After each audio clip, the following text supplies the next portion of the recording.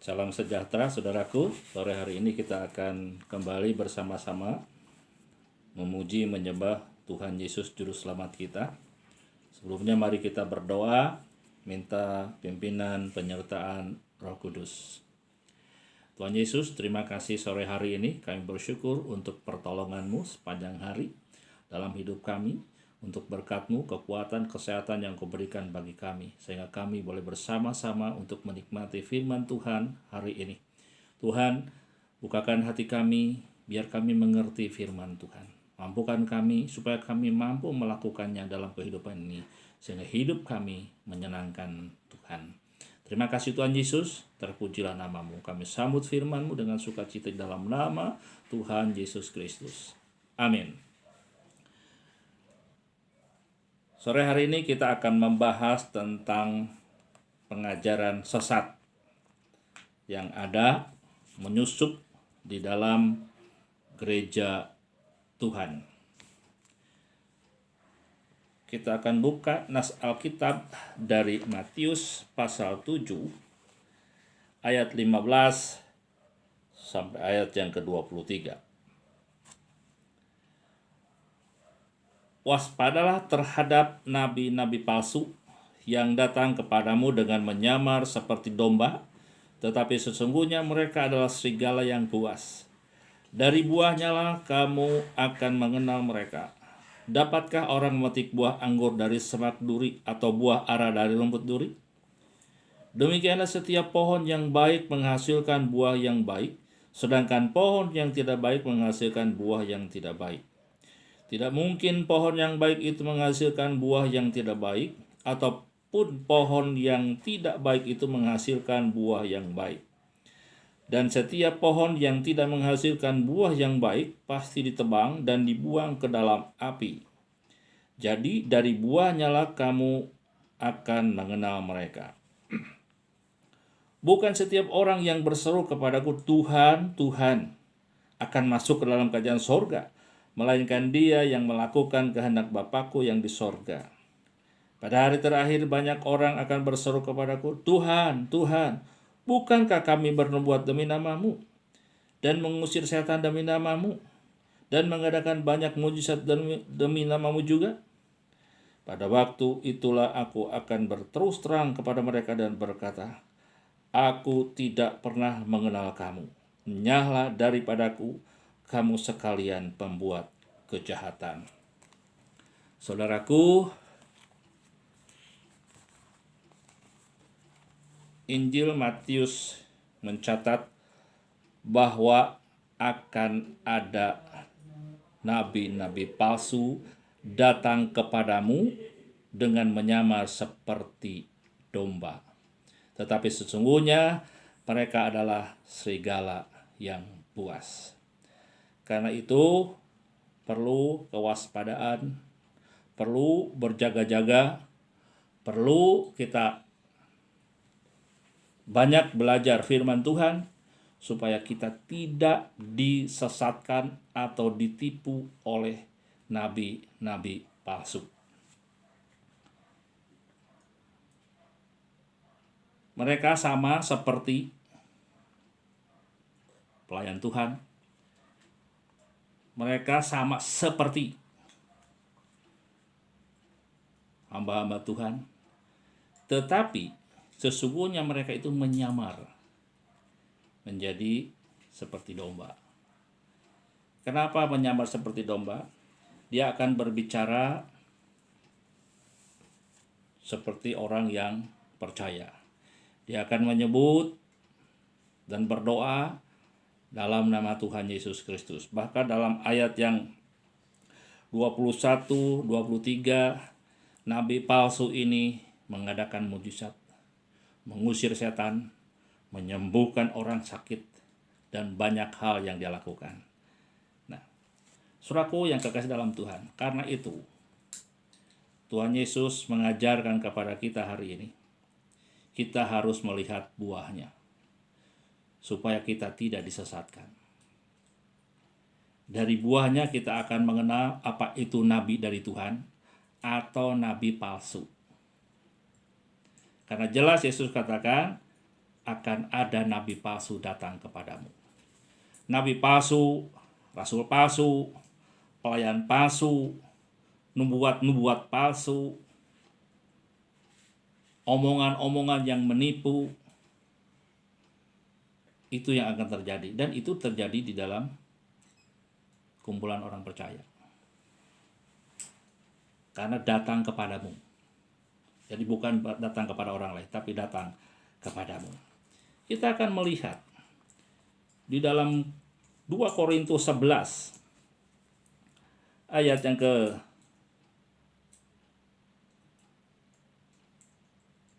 12 dan 13.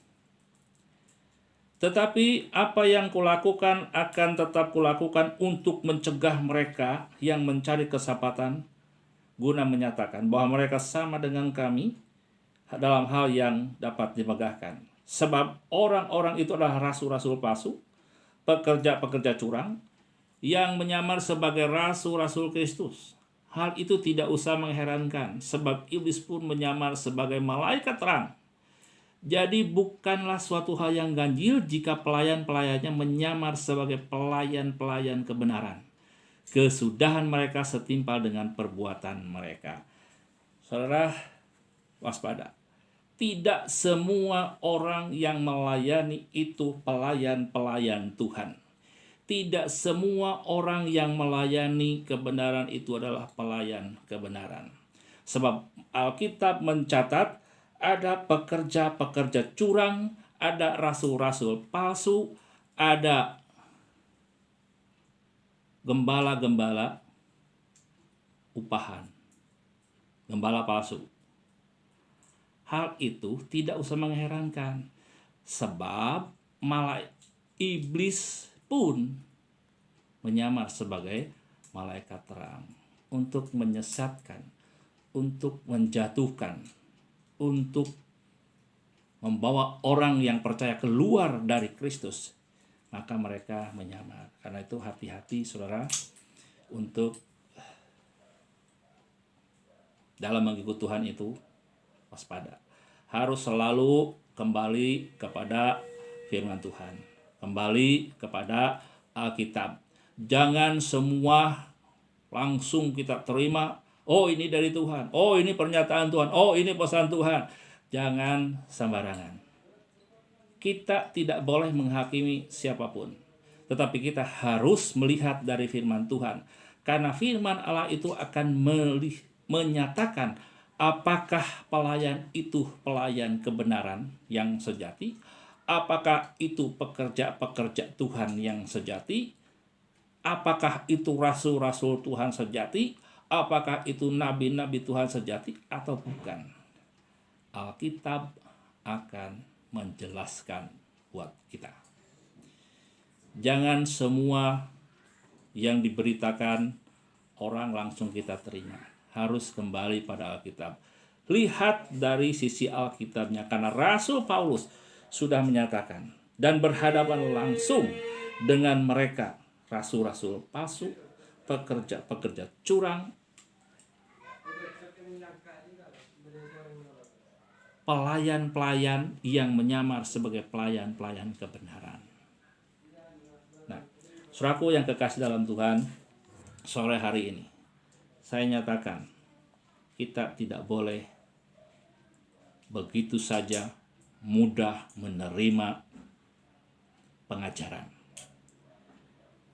Kita harus lihat dari firman Tuhan, dari Alkitab.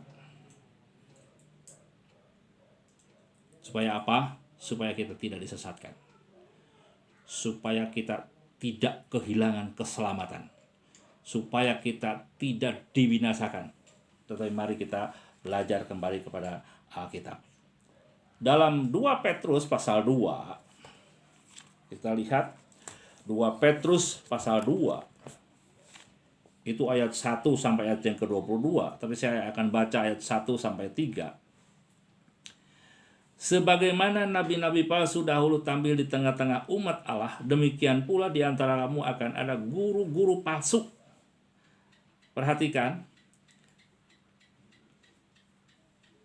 mereka akan memasukkan pengajaran-pengajaran sesat yang membinasakan.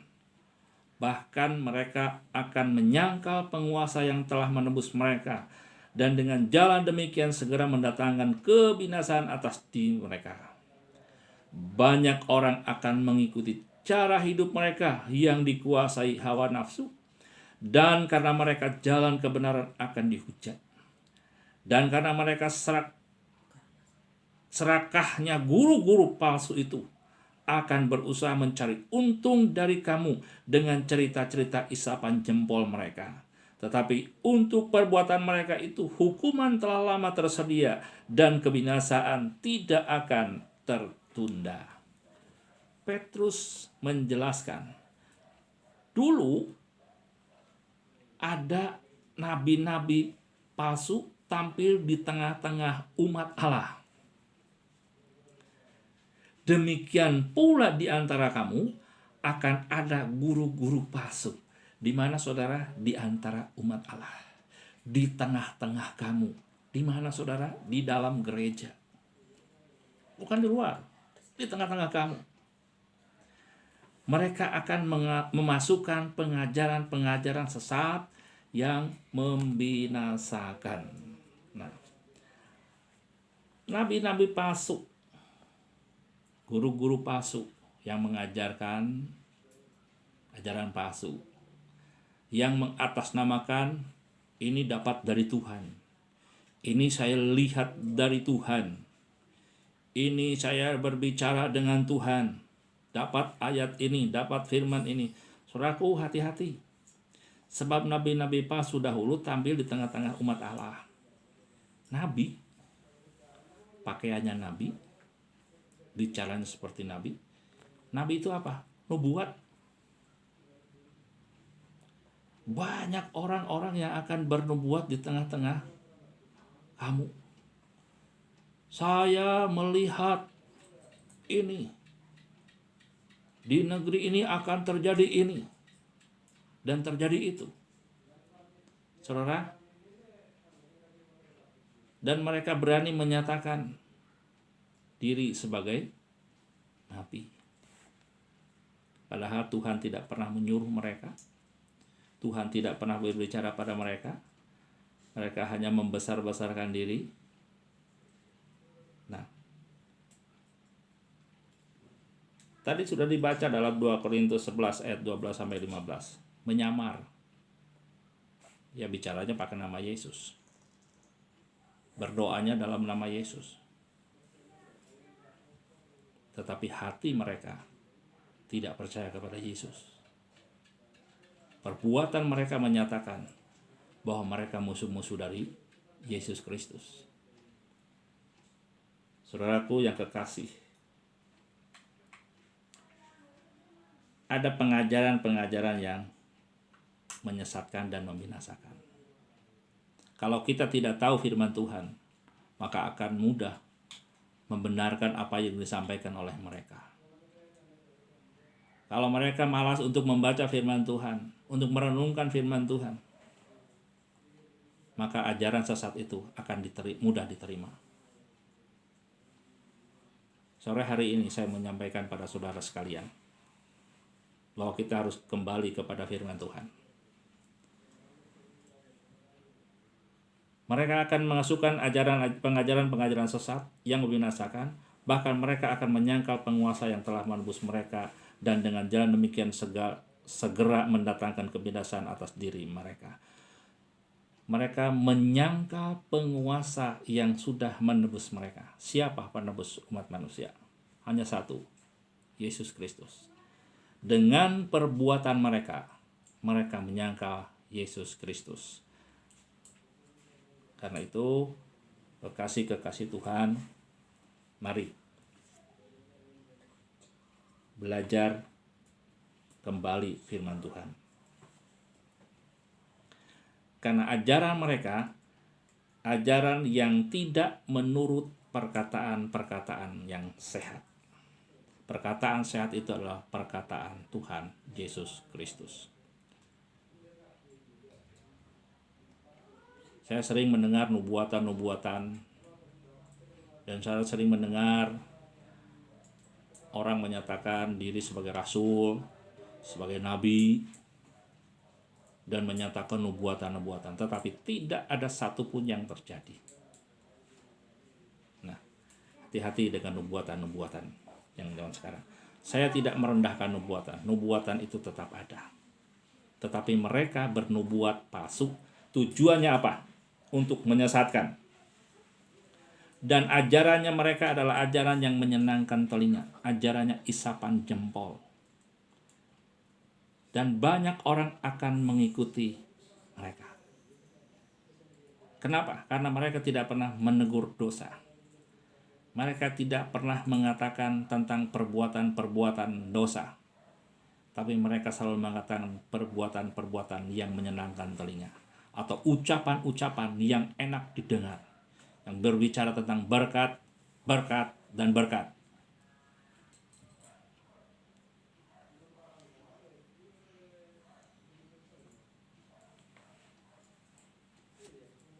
Ayat yang ketiga dikatakan, dan karena serakahnya guru-guru palsu itu akan berusaha mencari untung dari kamu dengan cerita-cerita isapan jempol mereka. Yang pertama mereka menyesatkan, yang kedua mereka mencari untung. Kalau mencari untung tentunya yang diberitakan adalah tentang berkat. Berilah, maka saudara akan diberi. Dan itu yang selalu disampaikan.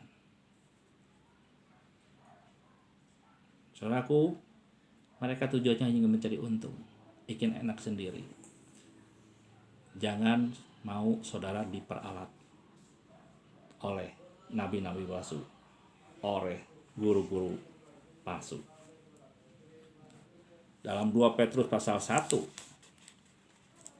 ayat 1,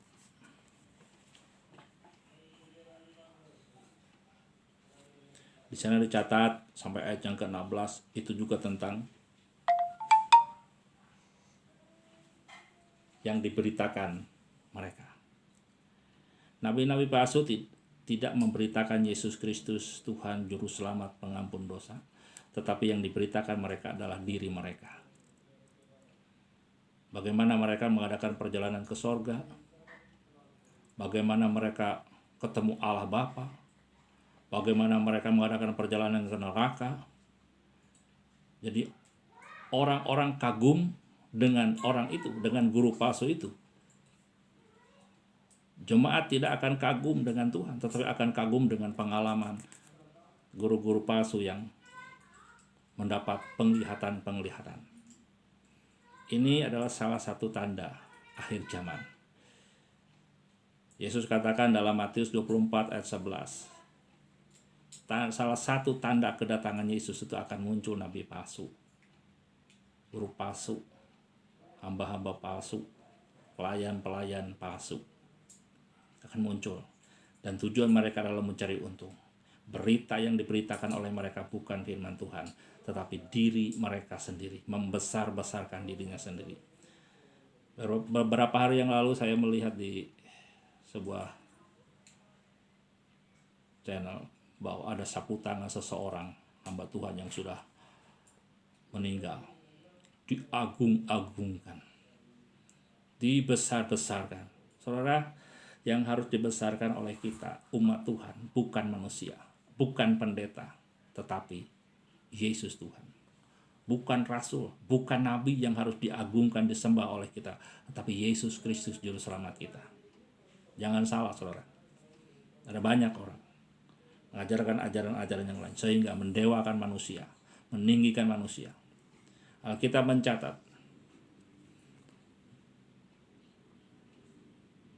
orang yang dikagumi oleh Tuhan itu dibenci oleh Tuhan. Dikagumi oleh manusia, dibenci oleh Tuhan.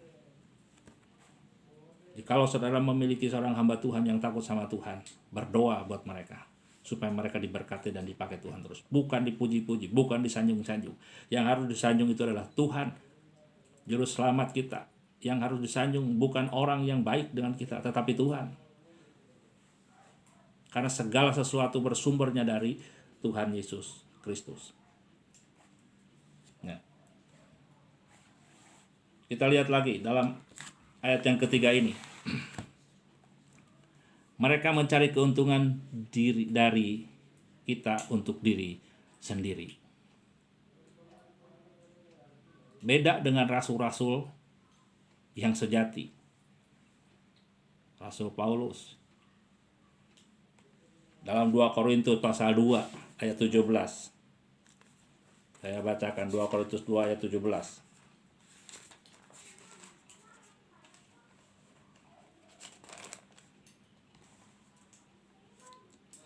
Sebab kami tidak sama dengan banyak orang lain yang mencari keuntungan dari firman Allah. Sebaliknya dalam Kristus kami berbicara sebagaimana mestinya dengan maksud-maksud murni atas perintah Allah dan di hadapannya. Kami rasul-rasul katanya tidak sama dengan banyak orang lain yang mencari keuntungan dari firman Tuhan. Saudara, waspada dengan keadaan sekarang. Banyak orang membuat khotbah yang menarik, yang lucu, yang menyenangkan, tapi tujuannya mencari keuntungan dari firman Allah. Paulus katakan kami tidak sama. Paulus berbicara tentang Yesus dengan maksud yang murni.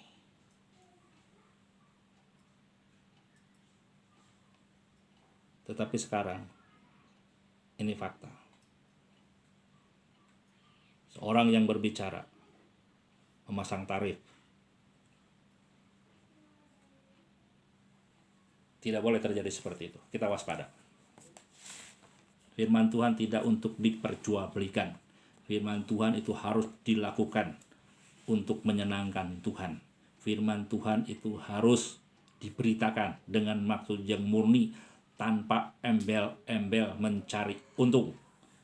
Sampaikan firman Tuhan sesuai dengan kehendak Tuhan. Kita harus murni melayani Tuhan. Jangan punya motivasi yang lain. Kita belajar dari rasul-rasul. Kita tahu Paulus rumahnya di mana. Dia tidak punya. Rasul-rasul yang lain, mereka hanya pergi memberitakan Injil dari kota ke kota, dari satu bangsa ke bangsa lain. Mereka memberitakan Injil murni, tidak ada motivasi untuk mencari keuntungan. Tetapi kini di dalam kitab Yehezkiel pasal 33, kita lihat kitab Yehezkiel pasal 33. Itu terjadi zaman dahulu dan juga ini terjadi di zaman sekarang. Karena itu hati-hati. Yehezkiel 33 ayat 30.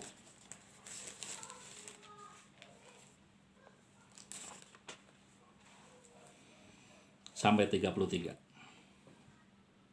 32. Dan engkau anak manusia, teman-temanmu sebangsa bercakap-cakap mengenai engkau dekat tembok-tembok dan di pintu-pintu rumah, dan berkata satu sama lain, masing-masing kepada temannya, silakan datang dan dengar apa yang difirmankan oleh Tuhan. Dan mereka datang kepadamu seperti rakyat berkerumun dan duduk di hadapanmu sebagai umatku. Mereka mendengar apa yang kau ucapkan, tetapi mereka tidak melakukannya. Mulutnya penuh dengan kata-kata cinta kasih, tetapi hati mereka mengejar keuntungan yang haram. Sungguh engkau bagi mereka seperti seorang yang melakukan syair cinta kasih dengan suara yang merdu dan yang pandai main kecapi. Mereka mendengar apa yang kau ucapkan, tetapi mereka sama sekali tidak melakukannya. Lihat saudara, berkumpul untuk mendengarkan firman Tuhan, tetapi tidak melakukannya. Mereka semua, ayat 31, mengejar keuntungan haram. Apa yang terjadi? kalau nabi palsu, guru palsu, gembala palsu, semua mencari keuntungan yang haram, itu pasti akan mendatangkan murka Tuhan. Saudara yang kekasih dalam Tuhan, zaman Yehezkiel ini terjadi, di zaman gereja sekarang juga terjadi. Nama Tuhan selalu dikatakan, beri untuk Tuhan. Beri untuk Tuhan. Saya mau tanya, apakah Tuhan miskin? Apakah Tuhan tidak mampu mencukupi kebutuhan hidupnya?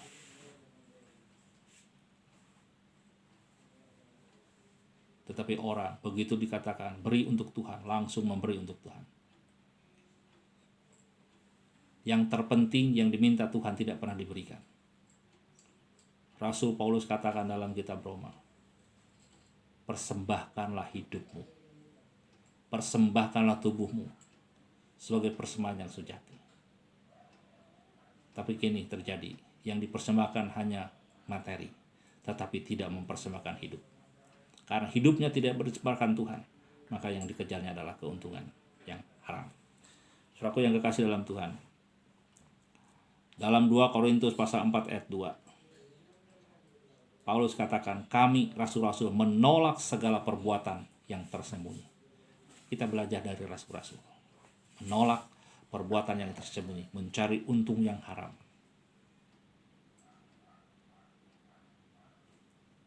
Jangan pernah memanfaatkan jemaat. Jangan pernah memanfaatkan pekerjaan Tuhan. Jangan pernah memanfaatkan firman Tuhan. Firman itu, kalau kita lakukan dengan sungguh-sungguh, akan memberikan kekuatan, akan memberikan pertolongan, akan memberikan kehidupan. Firman itu akan membuat jalan kita rata. Firman itu akan membuat kita hidup di dalam terang. Karena itu saudaraku yang kekasih dalam Tuhan, tolak semua perbuatan-perbuatan yang tersembunyi. Mari belajar fokus melayani Tuhan dengan segenap hati. Sebagai ayat yang terakhir, di dalam 1 Petrus pasal 5, ayat 1. Inilah yang seharusnya hamba Tuhan, pelayan-pelayan Tuhan, inilah yang seharusnya dimiliki.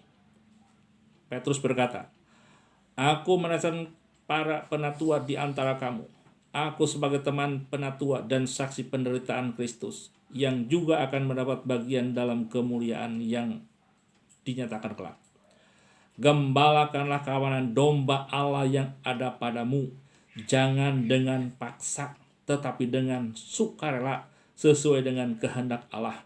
Dan jangan karena mau mencari keuntungan, tetapi dengan pengabdian diri. Janganlah kamu berbuat seolah-olah kamu mau memerintah atas mereka yang dipercayakan kepadamu, tetapi hendaklah kamu menjadi teladan bagi kawanan domba itu. Maka kamu apabila Gembala Agung datang, kamu akan menerima mahkota kemuliaan yang tidak dapat layu. Kekasih-kekasih Allah, ini nasihat buat semua pelayan Tuhan, buat semua hamba Tuhan, buat semua orang percaya. Gembalakanlah kawanan domba Allah yang ada padamu. Perhatikan, domba Allah atau jemaat yang ada padamu itu bukan jemaatmu, itu jemaat Tuhan Yesus Kristus. Jangan pernah mengatakan ini jemaat saya. Apakah saudara pernah mati untuk jemaat? Apakah saudara sudah dicurahkan untuk jemaat? Tidak pernah ada. Yang mati untuk menebus jemaat adalah Yesus Kristus. Nah, jemaat Allah yang dipercayakan kepadamu harus dilayani dengan sukarela. Jangan dengan paksaan. Harus dilayani dengan ikhlas. Harus melayani dengan tulus.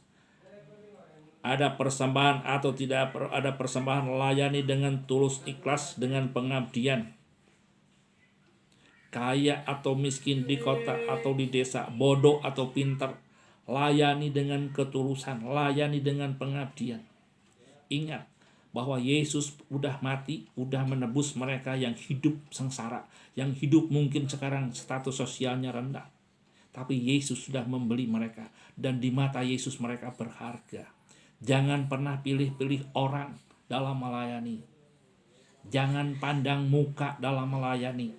Layani semua domba-domba Allah yang dipercayakan kepadamu. Jangan dengan paksa, tetapi dengan sukarela sesuai dengan kehendak Allah. Saudara, kalau melayani sukarela, apapun dilakukan. Jangan menuntut. Jangan minta perhatian dari jemaat. Perhatikan dong saya. Perhatikan jemaat Tuhan. Dan jangan karena mau mencari keuntungan. Jangan mau mencari keuntungan. Kalau saudara hamba-hamba Tuhan sejati, pelayan-pelayan Kristus yang sejati, saya percaya saudara melayani dengan ikhlas. Tetapi kalau pelayan-pelayan palsu, nabi palsu, rasul palsu, atau gembala palsu, ya jelas, tadi sudah dibahas, mereka akan mencari keuntungan. Janganlah kamu berbuat seolah kamu mau memerintah atas mereka yang dipercayakan kepadamu. Jangan menjadi tuan, jangan menjadi raja,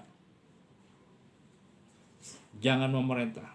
Jangan katakan, saya yang punya otoritas. Jangan memerintah. Apa kata firman Tuhan? Janganlah kamu berbuat seolah-olah kamu mau memerintah atas mereka yang dipercayakan kepadamu, tetapi hendaklah kamu menjadi teladan bagi kawanan domba itu.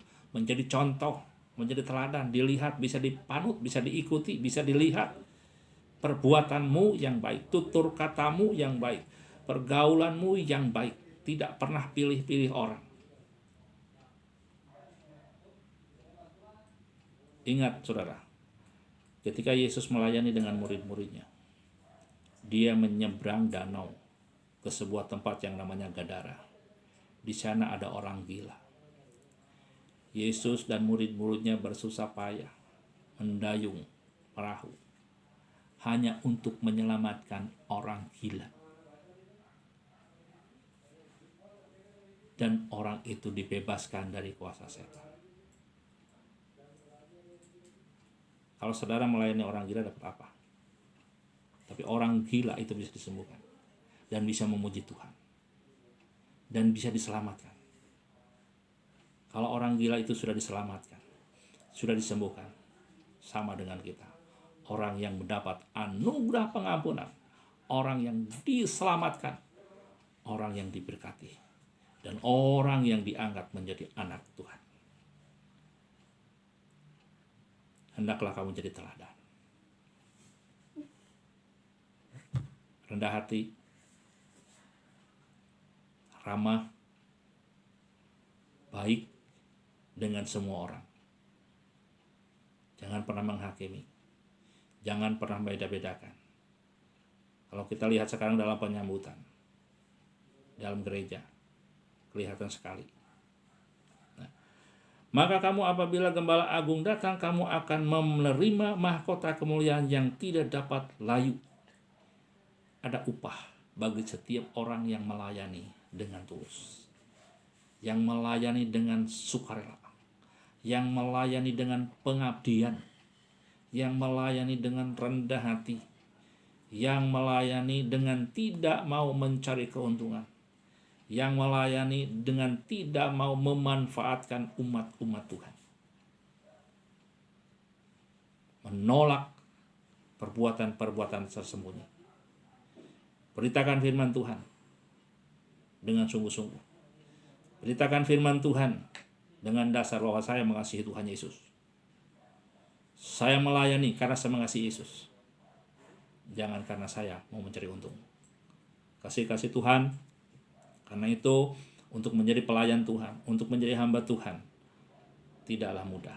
Dalam 1 Timotius 3 ayat 1-13 ada syarat-syarat yang ditentukan untuk menjadi pelayan Tuhan. 1 Petrus 5 ayat yang ke-8 dikatakan di sana, sadarlah dan berjaga-jagalah, lawanmu si iblis berjalan keliling sama seperti singa yang mengaum-ngaum dan mencari orang yang dapat ditelannya.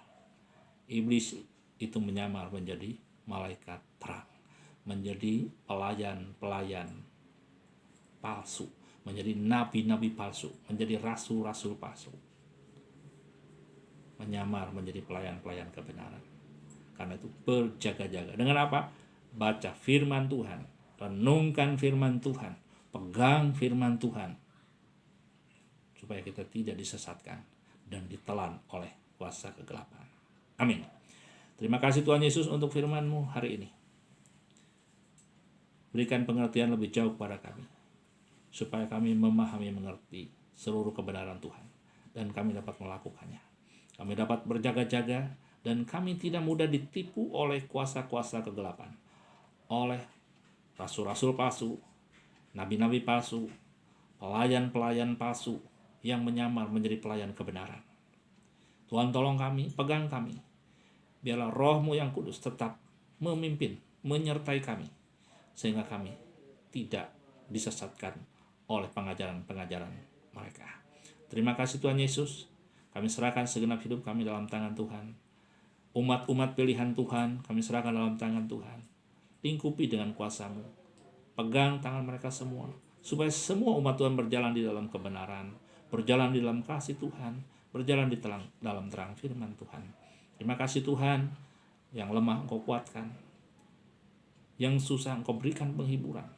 Biarlah damai sejahtera Tuhan melingkupi umat-umat pilihan Tuhan. Jemaat Tuhan yang kami layani, berkati semua Tuhan. Walaupun hari ini tidak bersama kami berkumpul, tetapi kami percaya Engkau tetap bersama-sama dengan mereka semuanya. Terpujilah Tuhan, biarlah kasih karunia dan damai sejahtera dari Yesus Kristus melingkupi kami semua sekarang sampai selama-lamanya. Haleluya. Amin.